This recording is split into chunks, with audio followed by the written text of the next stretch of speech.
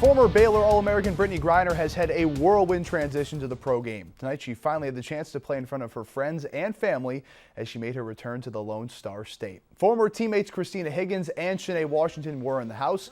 And while Griner was the main attraction tonight, Danielle Adams, another local product from A&M, also had a big night. Griner Gardner in the first. Adams, though, nice spin and pop as she knocks down the 15-footer. In the second now, Mercury drive in the lane. Nice dish off to Griner, who goes up looking to dunk it for the third time. Just can't get it to go, but she would finish with the layup. After halftime, the Silver Stars making a push. Adams already with 1 3.5. How about another one wide open as she would finish with 15 points on the night. Not a whole lot of scoring in this game. Griner was not helping that, or at least helping her team on defense. Looked like the Silver Stars had a wide open bucket there. Sends that one back the other way, one of her 5 blocks on the night. Griner picks up a couple of key buckets down the stretch as she scores a career-high 26 points and 7 rebounds in the 6-point win.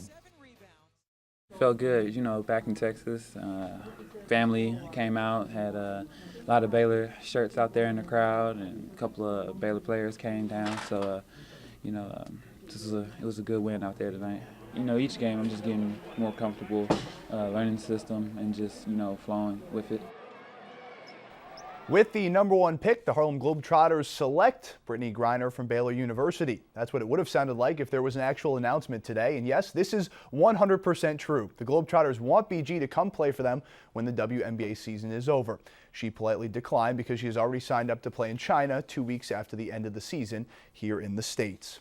Let's move to baseball now, and if you think the ballpark in Arlington is a bandbox, wait till you see these highlights. In the third inning, Leonis Martin sends a missile out to right field in Yankee Stadium in that short porch for the first run of the game.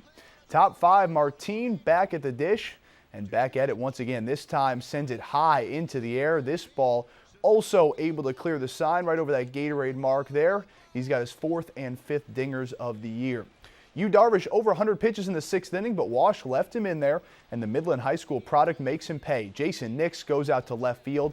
That ties the game at 3. Mariano Rivera pitched a scoreless top of the 9th. Home half now.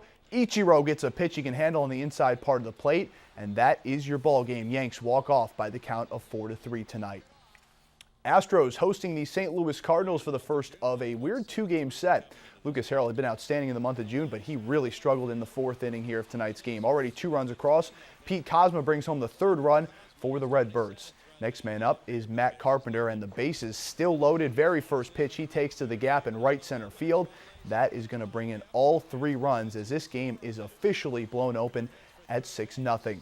After a pitching change, Yadier Molina comes up, and he's going to line it back through the box here to center field. Makes it a 7-run 4th inning for the Cardinals. And after that, it was all but over. Stros fall tonight 13-5 in the first game of that series. The Baylor Track and Field program is steeped in tradition. Go check out the Texas Sports Hall of Fame if you want a better idea of that history. This young man might just be the next great sprinter to wear green and gold. His name is Trayvon Brommel. He'll be joining the Baylor Track and Field squad next year. Today he was honored as the Gatorade National Boys Track and Field Athlete of the Year. This kid can fly. He ran a sub-10-second 100-meter dash, which was the fastest time in U.S. prep history. For my name to be added with also the former winners who won the Gatorade National Award, it means a lot because even with me running a 9.9 and going in history with that, this is just another accomplishment that I've worked hard for. And Brommel said that his goal is to run another 9-second 100-meter dash once he gets to Baylor.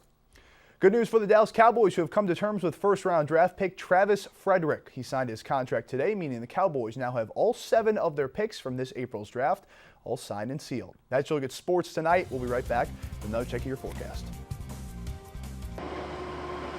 Baylor Stadium has been under construction for 10 months now, and we got our first glimpse at the construction site today.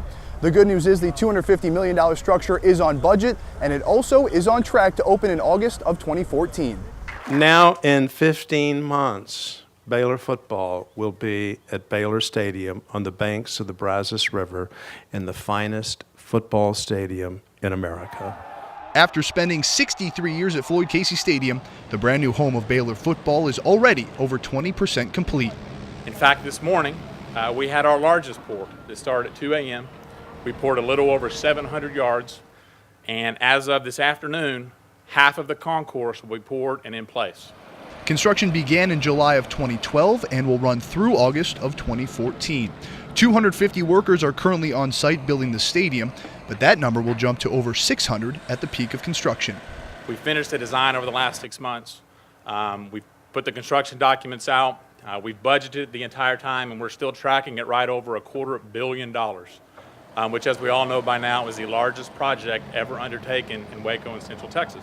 And when you put something that expensive on the doorstep of Interstate 35, you're sure going to get some attention. Now, a lot of folks can go out and revamp and redo their stadium and do all this and build a new stadium, but you're going to have to turn left on this street, right on that street after you come off the state highway, and then you might see it if you're going there that day. But we're going to have 42 plus see it every year when they drive down I-35. Coach Briles is talking about the 42 million people who go up and down 35 in a given year. That's the type of attention Baylor is looking for. It's going to be an incredible landmark for Baylor University and Waco, and when people drive by, they're going to know where Baylor University is, they're going to know where Baylor football plays, and they're going to know where Waco is. So it's going to be a great landmark for us, and I think it's going to be great for the entire community. It's a great location. It's on I-35. It's in the best part of Texas, in Central Texas. It's got great academics. They play really good athletics across the board. Why not Baylor? And in the college football world, if you're not building up, you're falling behind. What it allows us to do is to keep moving forward, because if you ever think you've caught up, if you ever think you're ahead, you're wrong. Because everybody else is working. Everybody else is trying to do a better job than what we're doing right now, this second. Somebody's trying to beat us.